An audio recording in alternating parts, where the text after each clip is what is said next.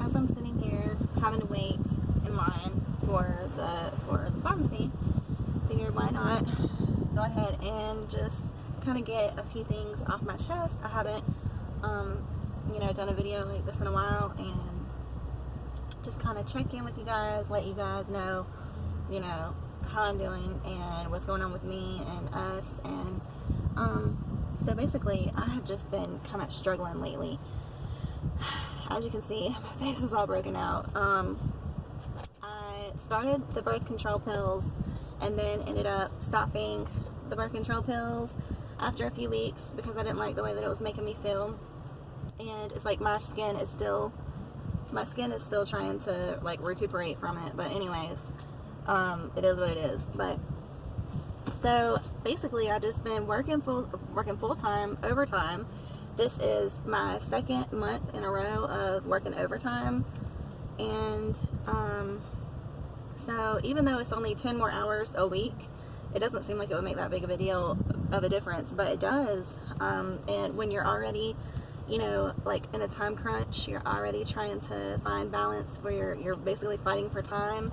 Being a mom of 2 girls, you know, especially having a toddler, she's very, you know, she needs a lot of help. So hold on one second. Excuse me. So anyways, that's another thing, is I am so tired all the time, working from 5 in the morning. Well, and normally I would say till 1:30, but I've been working later to get overtime. And honestly, I want a day off so bad. I just want to take a break. I just want to have a day or even 2 or 3 to just chill, you know. But it's like I can't even do that because I have the whole thing hanging over me of needing to study for this exam. So any spare time I have, you know, outside of working, being a mom,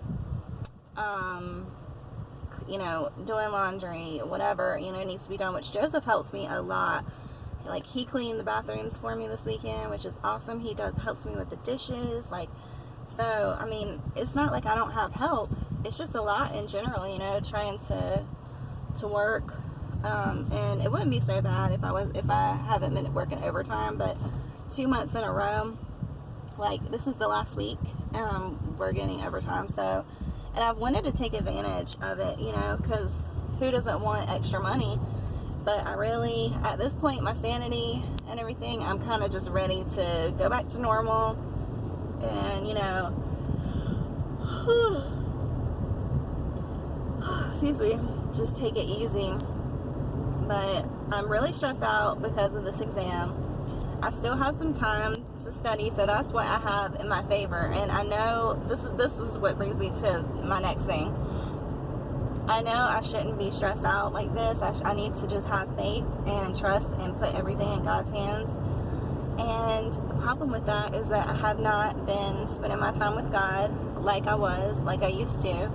And it makes a huge difference. And it's like, I talk about this, and then I haven't been doing it myself lately. So, of course, you know, I mean, I'm not gonna, you know, basically, like, pure joy and peace comes from God. And if you're not spending time with Him and reading His Word, even if it's just a little bit each day, you know, if you're not doing that, you're not giving your soul food. You're not feeding your soul, basically. So your soul's gonna get, like, sucked up, you know, sucked dry from everyday life and just the everyday hustle and bustle of this world, you know. You gotta have that quiet time. And I haven't been doing that lately because I've been so exhausted and everything. But it's kind of like a vicious cycle, you know. It's like a catch-22. If you do that, if you spend the time with God, you know, then the rest of your time will be so much better, well spent, you know, and more productive, and you'll feel better. So I know I need to do that. I'm trying. It's just hard to, once you kind of like fall off, it's hard to get back into the routine. You gotta just stick to your routine of, like, giving every morning to God. Excuse me. Anyways, I'm gonna let y'all go, but just wanted to, you know, just be real for a minute, like, with how I'm sure a lot of other moms, you know, are feeling, being, you know, just it's stressful sometimes being a mom and working and life in general, even if you're not even if you're not a mom, even if you're just trying to, whatever you're doing. I mean, everyone has different things that they're trying to do and accomplish, and, you know, it can be stressful, but I'm going to try to start getting back into spending more time with God in my mornings and see if it makes a difference, because I know it will. Every time I do it, it makes a difference. And so it's like, you think that I would have learned by now, but, you know, us as humans, we're hard-headed, and we have to learn the hard way, which I tell Ari that, I'm like, you're so hard-headed, don't be hard-headed like me, because I have to learn the hard way. I've always been that way. But anyways, we're doing good. I mean, I can't complain. I have had a few weird dreams lately, nightmares, as a matter of fact, and I know it's just like spiritual warfare in my sleep, but the dream that I had the other night was really, really intense, and it was crazy. It was like, in my sleep, basically, like, Satan was fighting me for my soul, like, fighting, and I was like in this room, in this house that was like on stilts, and every time it was like this demonic entity would come closer and closer from a distance, and my fear would build, and I would call on Jesus. I thought I was screaming in real life, but apparently I wasn't. I don't think I was, but I was screaming at the top of my lungs in my sleep, screaming, Jesus, Jesus, you know, Jesus. And when I'd scream the third time, like, he would save me and like pull me up, because then sometimes I would fall, you know, it's like if my faith would dwindle or whatever, or that fear, I would let that fear get to me, my soul would literally, like, could drop down this weird, it was like a portal, dropped down, and the farther I went down, it was like I was falling, you know, and the fear would rise the farther I would go down, and then I'd try to, like, pull myself back up. By the only way that my soul could go up was calling on God and my faith. I was like trying to press in, you know, with my faith. The harder I pressed in, the more, you know, the less the fear had an effect on me, and whatever the different entities, like the different demons, basically it was just fear driven, you know, and they would try to come, but they were like after me, but couldn't touch me. Even though they could get close, it was like God was protecting me. And so I just thought that was interesting, because that is kind of like, and then finally I was able to go up through a portal, up out of the house, instead of down into, like, dark, you know, scary, feeling like I'm going into like an abyss, you know. Then I was able to go up, and the farther up I was able to go, like, I was getting to escape and be, you know, with God. But I've had a few different dreams, and then another part of it was I was swimming across this, like, lake type thing, body of water, like, where there was a road, and then it was almost like part of the bridge was washed away or whatever, and I had to cross over in the water, and alligators were in the water, and I was just had my body, I didn't have anything else, and I was like trying to swim across the water, and I was on the phone with my mom, and I was like scared, because I was terrified, because, you know, the alligators were in the water, and it was just stuff like that is so weird that I've been dreaming, and I do feel like it's just pure spiritual, you know, warfare taking place in my sleep. And, you know, I've really got to get back into the Word, and really got to just get back into my time with God, because the more you drift, you know, the more you're at risk, basically, of getting attacked, you know. And it's not like God's, like, punishing you. It's not like he's like, oh, well, if you don't spend time with me, you know. No,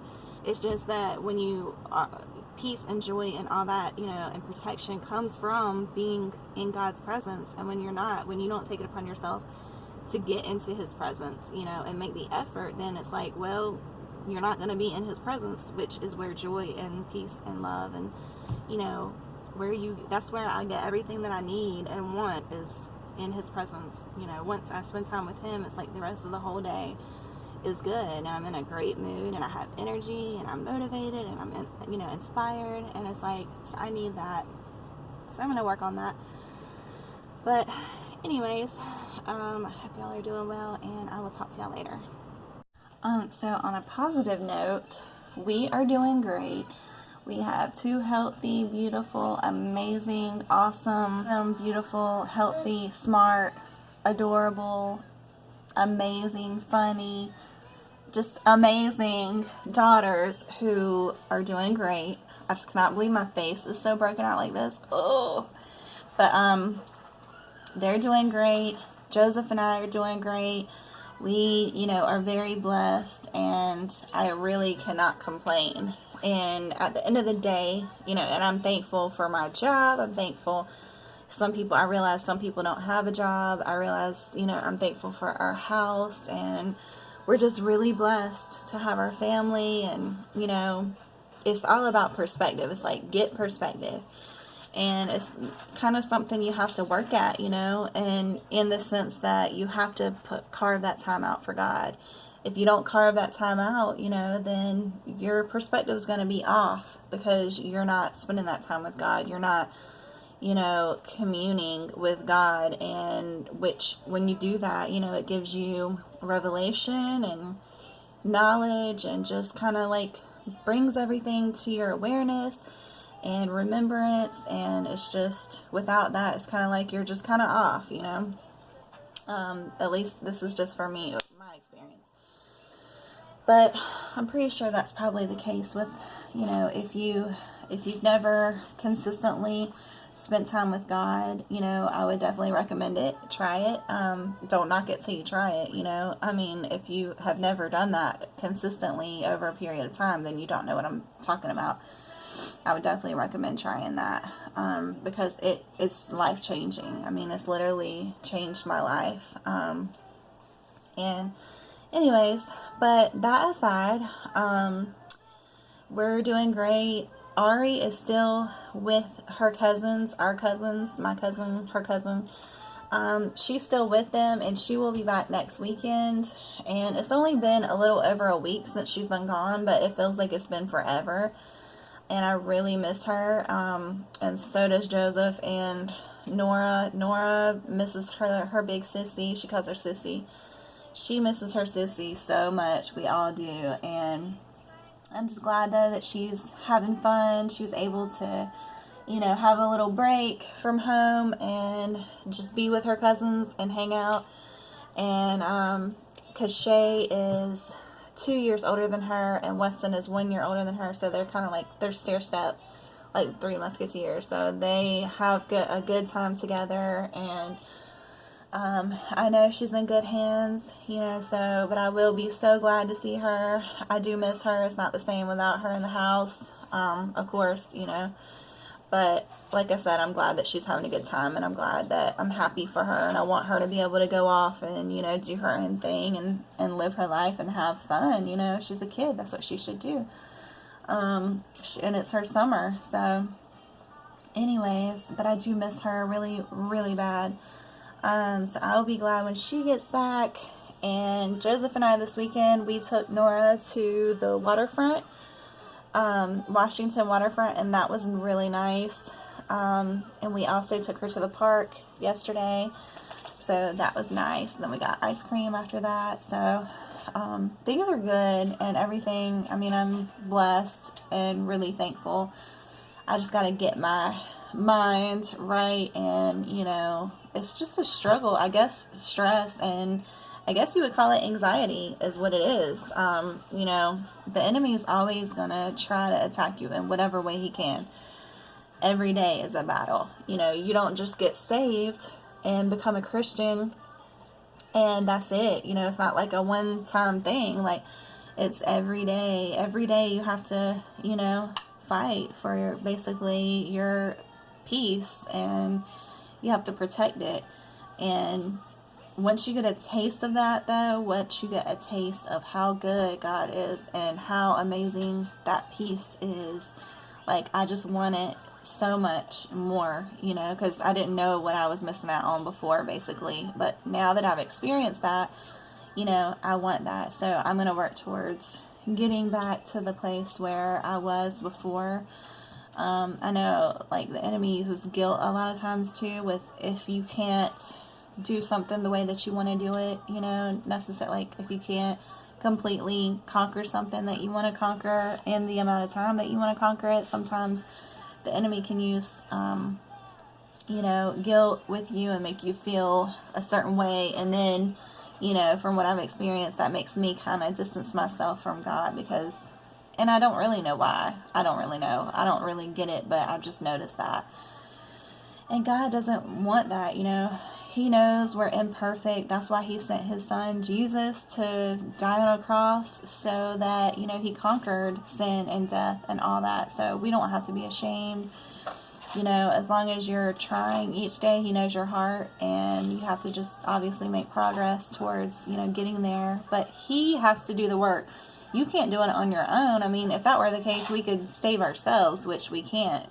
God's the only one who could do that. So we have to just press in, and with our faith, rely on Him to do that work in us. And sometimes, it doesn't happen when we want it to happen. And that's what I'm learning, to just be patient and just to keep relying on God instead of getting frustrated and, whatever. But anyways, I will talk to y'all later.